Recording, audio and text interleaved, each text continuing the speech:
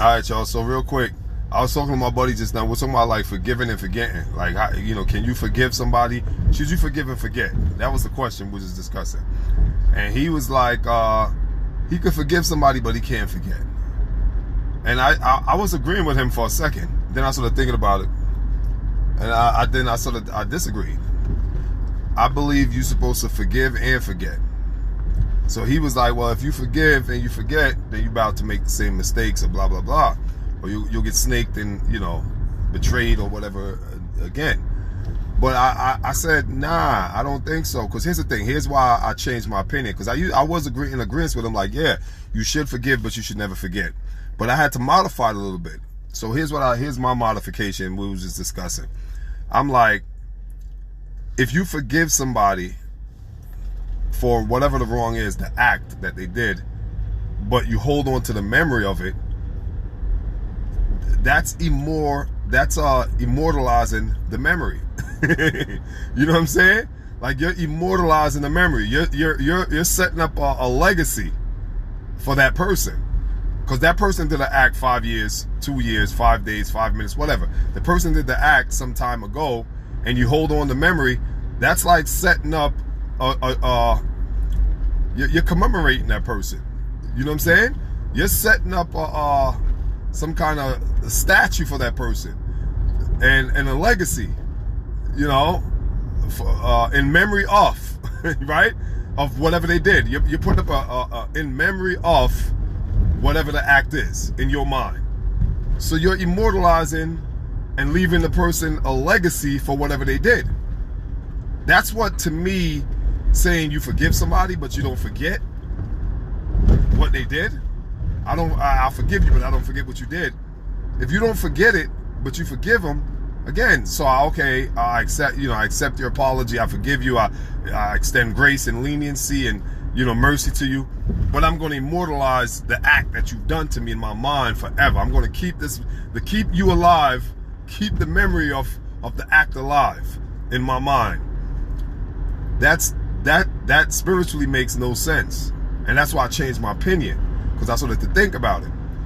And while I started to think about it, because when memory, there's something called engrams, engrams, and engrams are traces of memory traces. And memory traces are very dangerous. If you read Carl Jung or Alfred Adler, if you read any one of these renowned psychologist books, they talk about engrams. And an engram is a scenario that leaves an impression on you. It leaves a mark on you. It's stored in your memory. So, for instance, an engram could be a trauma. Trauma could be an engram. Same thing. Something that left a mark on you, stained you permanently, and it stays. So an engram is you were driving one day, you were listening to Biggie, right? You're listening to Biggie Smalls, you're bumping. There's a lady at the corner with a yellow dress on. What else?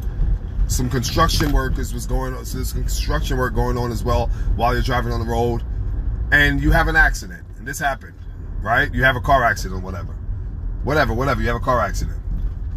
3 years later, you're driving down a similar road. There's a lady. There's a guy with a yellow shirt on. Not a lady. This time it's a guy with a yellow shirt on. It's not Biggie playing, but it's a rap song. There's no construction work going on, but there's maybe some yellow tape or anything related to construction. And that scenario is called an engram, because what that is, you're in an environment now, in a surrounding that's going to trigger the accident that happened to you 5 years ago, and it's a trace in your memory. It's called an engram, and that's a scenario. And now you're going to behave. Your behavior is going to be affected, right? You might have a panic attack. You might even get into another accident, right? So the reason why I gave you that example is because we all have engrams. We all experience things through lives. So this is why it's important to forget what the person have done. You have to forget it. You have to forget what they've done completely, and you can't forget it right away. You can only forget it and remove it out of your consciousness with Christ. I'm gonna say that again. The only way you can remove it, delete it, scrub it completely from your consciousness is with the help of Christ. And you have to move into another state of consciousness. That's how you do it. With the help of Christ, you move into a different state of consciousness. And once you're in a different state of consciousness, that means you're resonating on a different frequency. And if that situation is not vibrating at the same frequency, it can't touch you. That's how that works. And you can only do that with the grace of Christ, with the grace of God, right?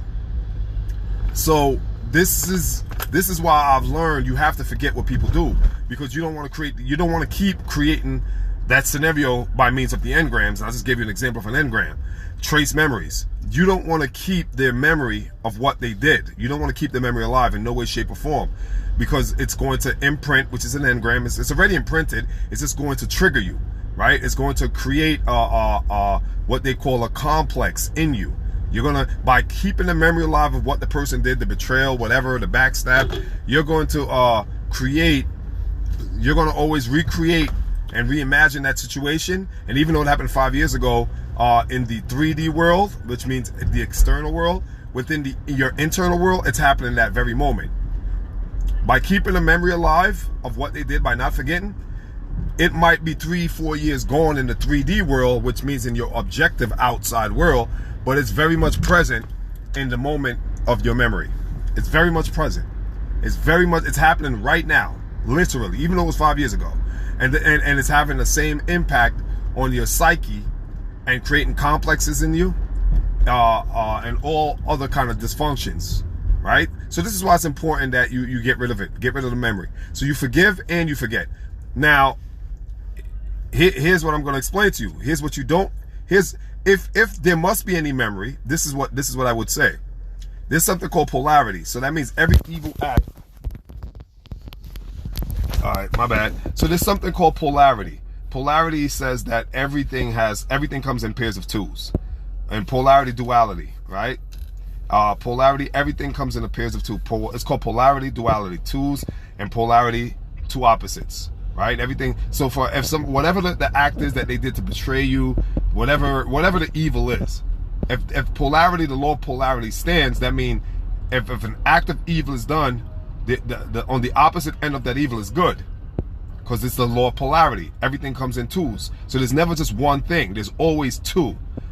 And it's the opposite. So if somebody betrayed you, whatever was done bad, whatever it was that you're now forgiving somebody for, understand that there's another state of that same thing, and it's the opposite of it. So whatever the act, the evil was, there's a good on the other side of that coin, and it's up to you. So what you must remember and what you must keep in mind is simply, you learn what led you to make the decision to let that person close to you or close enough to you, or to trust that you learn what not to do going forward in life.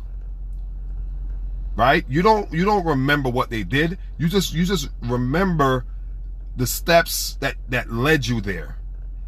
The decision-making process that led you to that moment of betrayal. Because here's the thing, it was all you anyway. The whole act was you. Outpictured and outpushed and projected into the 3D dimension. It was always you. It's never them, it's you. And it's a hard pill to swallow, but it's not really, not for me, because I've learned this. It's not a hard pill to swallow once you understand that you are the creator, you are the manifester, you're the projector. Everything in your outer world is just a projection of you.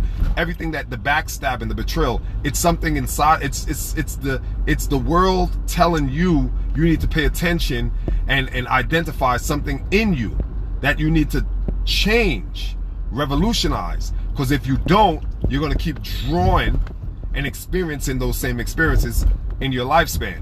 So it's really a mirror. The world is a mirror, and it's always reflecting back to you and echoing back to you. So whatever the betrayal was, it's something being echoed back to you. It's like a Grand Canyon, and your mouth shouts into the Grand Canyon, and the Grand Canyon echoes back to your ears, your senses, and lets you hear what you're projecting. Your eyes let you see what you're projecting. So the person is only a form showing you what's inside of you that you need to change. And if you don't do that, then you're going to keep repeating those same experiences. because that's all life is. Just a series of experiences that is outpictured from within us. So that's why you should never remember what the person did. Remember the decisions you made that led you there. That's what, if there's any memory, anything you should not forget is that. Don't forget, what were you thinking? What were you wearing? What were you doing? What state were you in? Were you happy, sad? Think about because that's what led you to ultimately make the decisions, the choice you made to let the person get close enough, or whatever it was. It doesn't, whatever it is. Remember, try to remember what you were doing. What led you here? Those are the things you remember, not the act, not what they did. So forgive and forget and move on with your life. Peace.